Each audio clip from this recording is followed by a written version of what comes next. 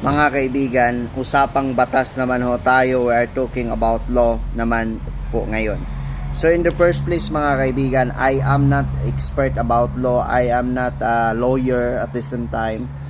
So mga kaibigan, kailangan lang po natin malalaman. Kasi may nagko-comment po for those people na mga lalaki na kusog mamunog, no, kusog mangulata silang asawa. Karon manggod nga panahon mga kaibigan, most sa halos lahat ng batas ay pabor sa mga babae. Tayong mga lalaki ho, wala ho tayong magagawa.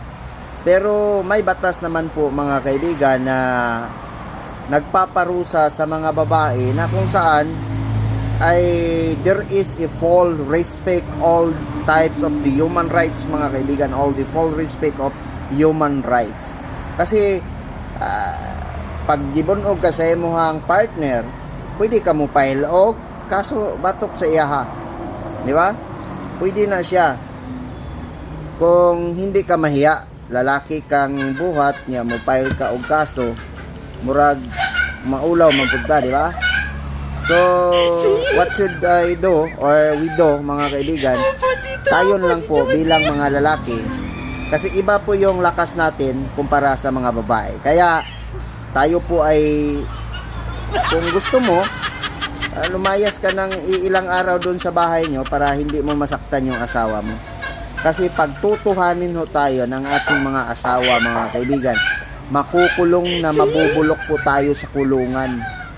Pagtutuhanin ho tayo ng RE 9262, wala ho tayong magagawa doon. No?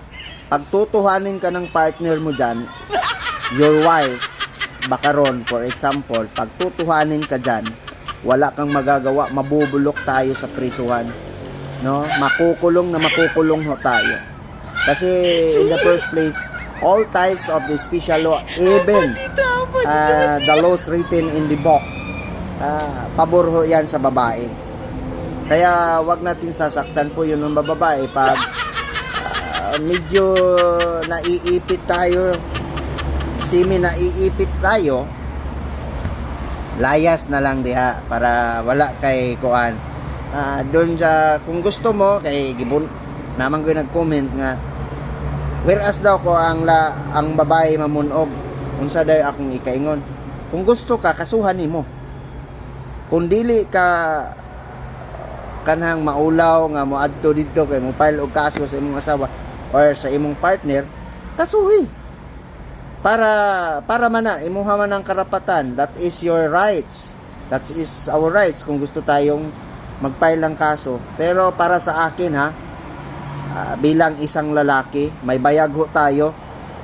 Bakit papatulan mo yung isang babae? Taratatat man yung mga bunganga ng ating asawa. Huwag nating pansinin po yon.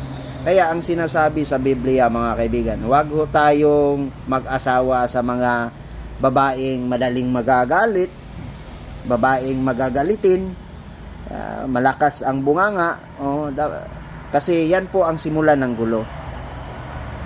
Pag ikaw po ay isang lalaki kulang sa pag-iisip ng tama, madapatan din mo imong asawa. So, the safer place para di ka makasala sa imong asawa or sa mga babae, kailangan kung masuko sila mulayas ta sa tong balay mga pila ka adlaw di sa tampakita kung suko jud kayo or mga pila ka oras, di ba? Inana lang nya kung gusto jud ka kay gibunog ka sa imong asawa, well ka kaso, no, naamantay hukuma, naamantay adto ka sa police station, then mao ni isulti nimo, isa-isay nimo. So naantay mga katungod tanan kay mga tao raman ta. The law created for equal, no? Yan po ang aking payo sa iyo, sir. Kung gusto ka, you need to file your you file a case against your wife or either live-in ba nimo or ganon, mga kaibigan, di ba? Basta ang sabi ko po, ang lalaking papatol sa babae na mamunog, that is considered as a duwa na siya nga lalaki ha. Kaya ang lalaki jud nga mopatol og babae, duwa jud na siya. Ano mopatol man ka nga babae man na. Di ba? Ana ra na siya. So thank you so much mga kaibigan. That is our law no sa Pilipinas. Kailangan lang ho tayo. Mayroon naman tayong tinatawag na the Sheep Species Act or the RE 11313 if I'm not mistaken. Ask the lawyer for your concrete advice, for your concrete idea regarding about law para malalaman po ninyo. So, go to a lawyer, dayon file a case para madungog ang imuhang hinanaing, madungog ang imuhang karapatan.